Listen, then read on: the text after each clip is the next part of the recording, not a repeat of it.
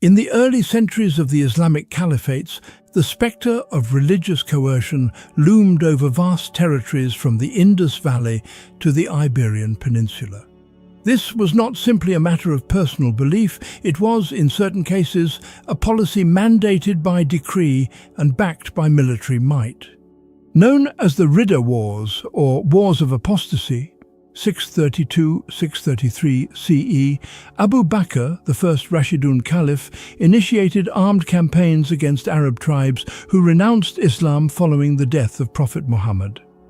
The Ridda Wars were not merely about political rebellion, they were perceived as a threat to the survival of the young Islamic State. According to al-Baladhuri, in the province of Yamama, mass casualties were reported, and those who survived were given a stark choice between execution and reintegration into the Islamic fold. The Umayyad period, 661–750 CE, offers further instances. In Central Asia, following the 712 CE conquest of Samarkand by Qutayba ibn Muslim, chronicler al-Tabari details a directive. The city's Zoroastrians were ordered to embrace Islam, pay the jizya, poll tax, or face military action. Although the Quran proclaims, "Let there be no compulsion in religion," lived realities often conflicted with theological ideals. When opposition emerged, retribution followed. Al-Baladhuri's account of the 711 CE Umayyad takeover of Debal notes that armed defiance typically resulted in strict crackdowns, whereas those who converted or rendered tribute were permitted to remain. This disconnect between spiritual doctrine and political enforcement shaped some of the most forceful episodes in Islamic history, leaving behind a legacy of muted suffering and historical omission in dominant narratives. Slave raids across Europe, the markets of Al-Andalus. What if the Mediterranean coasts from Italy to France were not centers of commerce but places of capture? From the 8th to the 15th centuries, Al-Andalus, Islamic Spain, stood as a beacon of scholarship and refinement, yet also played a key role in the trans-Mediterranean trade in enslaved individuals. Though servitude existed across ancient and medieval societies, Islamic caliphates developed this practice into an organized system of acquisition, particularly targeting Christian Europe. Starting in the early 700s, Muslim expeditions initiated razzias or coastal operations along southern Europe.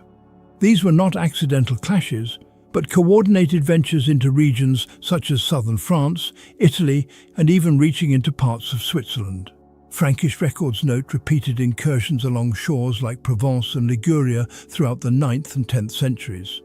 The Muslim settlement of Fraxinetum, founded in the 890s in today's southeastern France, became a strategic base for campaigns reaching deep into alpine valleys. By the mid-10th century, Muslim groups had seized entire communities, relocating populations into flourishing markets in Al-Andalus and North Africa.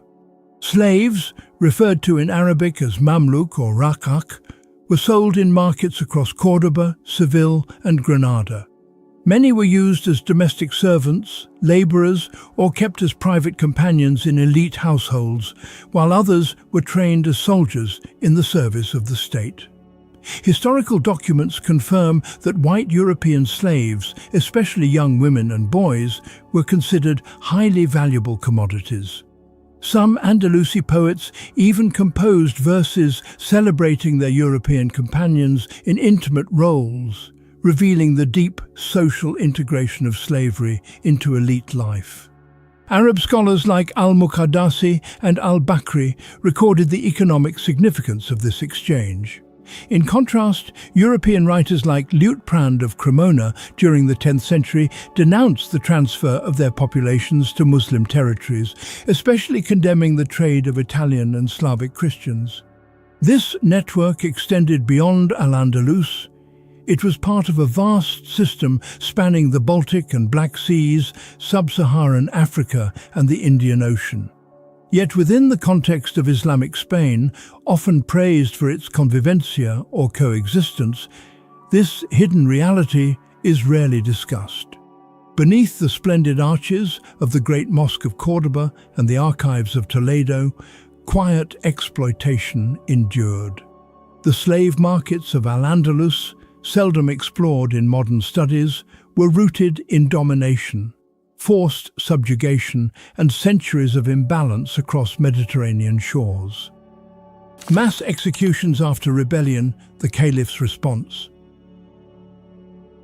What does a ruler do when order teeters on the edge of collapse? For many early Islamic caliphs, the answer was swift, public, and unforgiving. In the vast reaches of the Umayyad and Abbasid Caliphates, rebellion was a constant threat. And while some uprisings ended in negotiation or exile, others were met with sweeping reprisals. When power was challenged, caliphs often responded not with diplomacy, but with collective punishments, meant not just to discipline, but to send a message. One of the earliest and most infamous examples occurred in 685 CE, during the Umayyad struggle against the pro-Alid rebel Mukhtar al-Thaqafi, who had seized control of Kufa. Following Mukhtar's defeat in 687, the Umayyad general Mus'ab ibn Zubayr ordered widespread executions of Mukhtar's supporters. According to early Islamic historians like al-Tabari, nearly 6,000 of his followers were put to death in Kufa alone, many condemned in open squares. The executions were targeted. They focused on individuals who had pledged allegiance or offered support to Mukhtar's movement.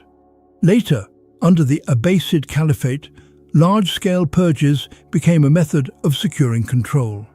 In 750 CE, after toppling the Umayyads, the first Abbasid Caliph, Abu al-Abbas al-Safa, whose title means the bloodshedder, ordered the elimination of the Umayyad family.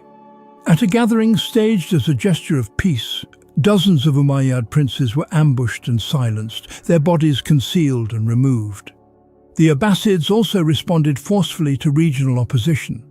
In 762 CE, the city of Wasit, a hub of resistance to Abbasid rule, was encircled by the caliph's forces. After months of siege, the city surrendered. The Abbasid commander Isa ibn Musa commanded the removal of hundreds of military officers and tribal leaders, many of whom were publicly displayed as warnings to others. These events were not concealed. Abbasid chroniclers described them openly, frequently framing the executions as expressions of divine justice. But the scale of the retaliation reveals the harsh political truths of early Islamic governance. Dissent, whether tribal or ideological, could be silenced completely. Beneath the declarations of religious unity and social order, early caliphal rule often leaned on fear, enforced not only through legal structures, but through unmistakable spectacle. In rebellion, the consequence was not simply defeat, it was erasure. Burning libraries and scholars, erasing knowledge by force. Though Islamic civilization is often remembered for its preservation of classical texts and intellectual flourishing, there were moments when knowledge itself became a threat, one to be silenced, suppressed, or removed. One of the earliest known instances took place during the conquest of Alexandria in 642 CE.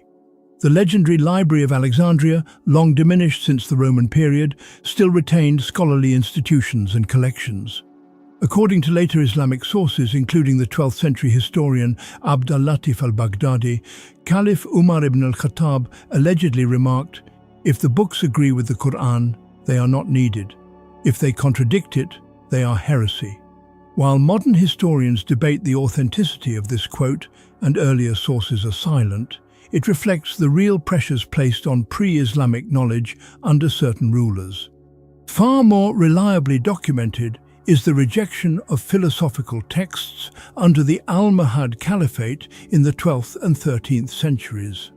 The Almohads, emerging from a puritanical Berber movement, denounced Greek philosophy, Neoplatonism, and Aristotelian logic as conflicting with religious doctrine.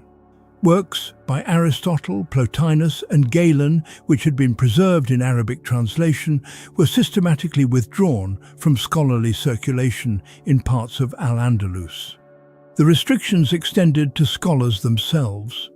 In 1195, the philosopher Averroes, Ibn Rushd, whose commentaries on Aristotle would later shape European thought, was exiled by Caliph al-Mansur and his writings prohibited.